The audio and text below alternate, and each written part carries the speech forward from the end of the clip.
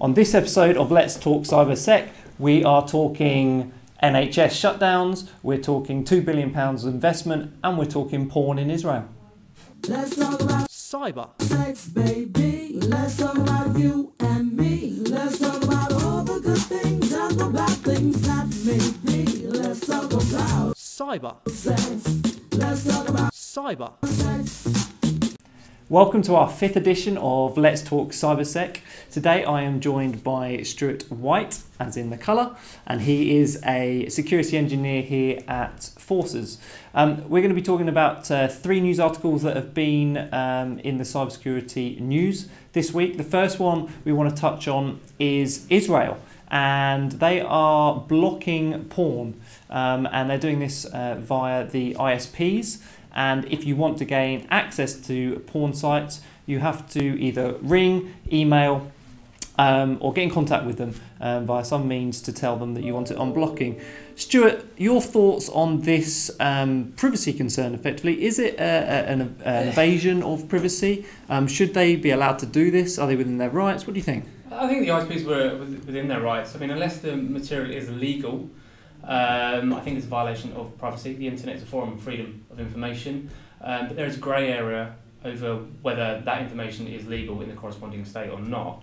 It's something similar we do here, but the other way around, whereas you can request to have it blocked, but they're going straight up at the block and then request for access. So our second news article is about the NHS, and a trust this week had to close its doors because of ransomware. It's not the first time we've seen it this year. Early in the year, a government, a council actually had to shut its library because of ransomware.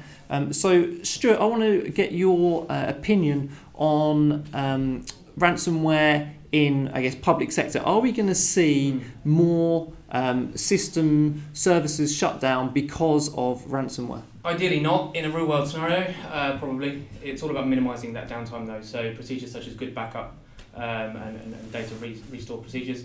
First and foremost is layered security. So how's that ransomware getting in? Is it via email? So we need email security there. If it's via web, we need web filter security there. We need the endpoint protection, and there are some really good vendors out there at the moment getting some really advanced techniques to detect malware in its tracks and even roll back the data on demand as well. Brilliant. Well, in a couple of other previous episodes, we've talked about ransomware in more depth. So if you want to hear some more advice about that, then please check out our previous episodes. And finally, we had the announcement that the UK government were going to invest £2 billion worth of money into cybersecurity to help protect us in the future. That's an awful lot of money. So Stuart, what do you think this money is going to be spent on, and is it actually going to help us secure our future? Yeah, I mean, the money should really be spent on sort of readying the cybersecurity workforce. It could work, but it would need to be done as a joint venture with supporting agencies such as ISPs, etc. So cybersecurity is no longer a sort of a background topic. It's a real security concern and threat these days. So as long as it's done correctly with the governing bodies that, let's face it, sort of run the internet, the ISPs, not just the government, then it can be done and can be done effectively. Stuart, thank you ever so much for joining us, for giving us your opinion.